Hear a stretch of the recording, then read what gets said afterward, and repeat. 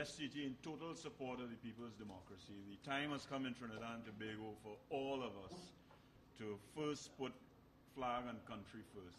And we have maintained that for however many years.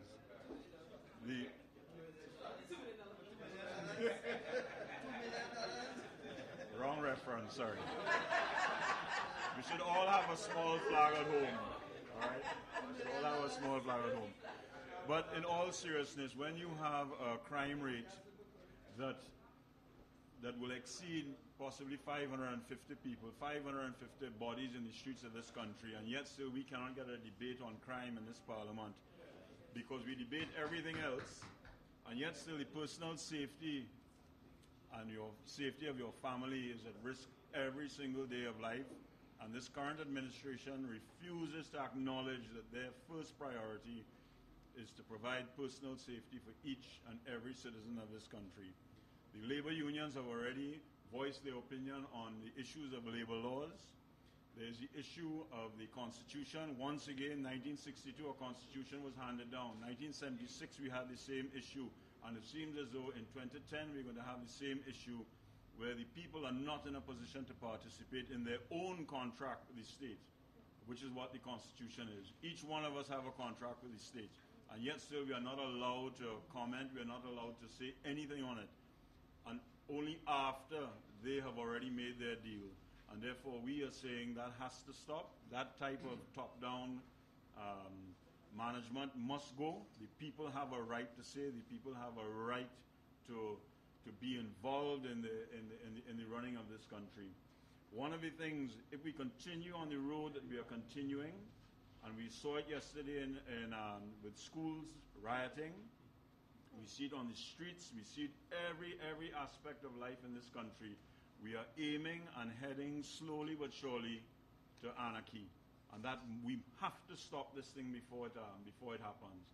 And the government must understand the people have a right to say, the people have a right to debate, the people have a right to say and to judge the future of this country. So yes, TT is in full support of what is going on here.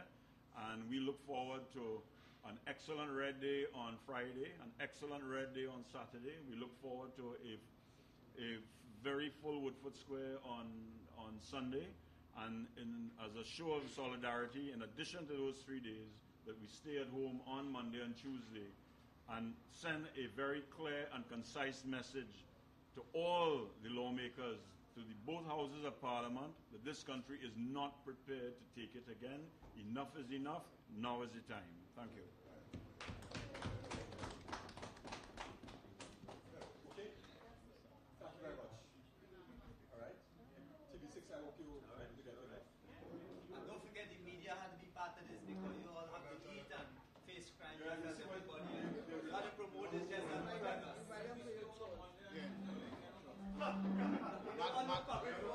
What do you say there?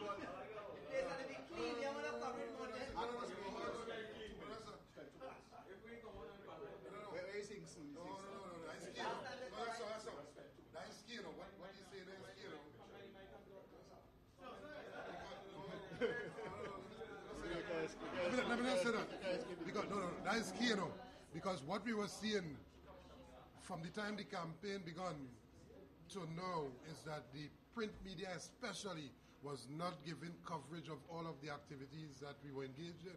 We were in San Fernando, we were in Port of Spain, and so on.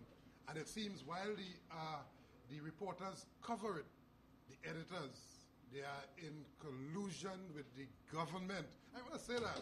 The editors, they are in collusion with the government to protect their interests. And therefore, this issue is not getting the ample coverage. Could you imagine trade unions, NGOs, 40 organizations shutting this country down, and it is not getting coverage? Think about that. And therefore, what we feel would be the plan is to attempt to go to all the areas where workers come out on Monday and Tuesday and to highlight our failure. But we will be looking out for that.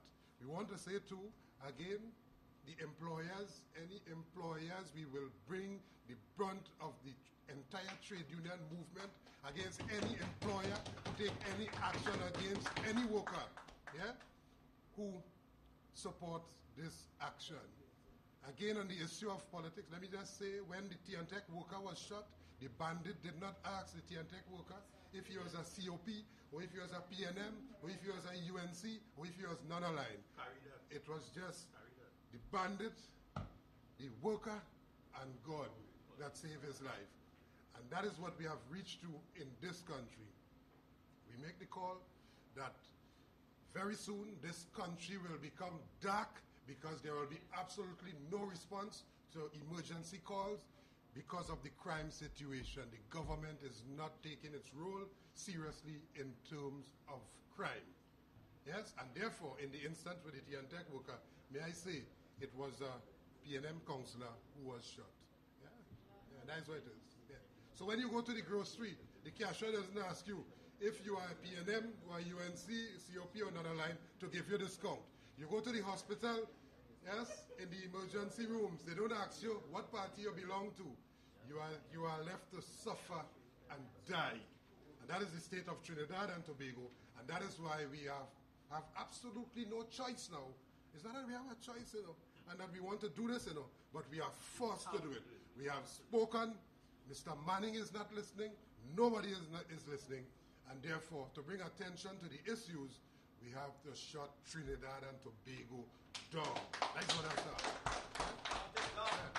And if that embarrasses the government,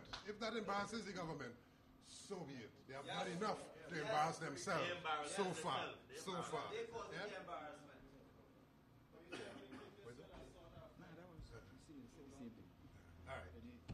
All right. I thought we'd say that going forward. Thanks a lot.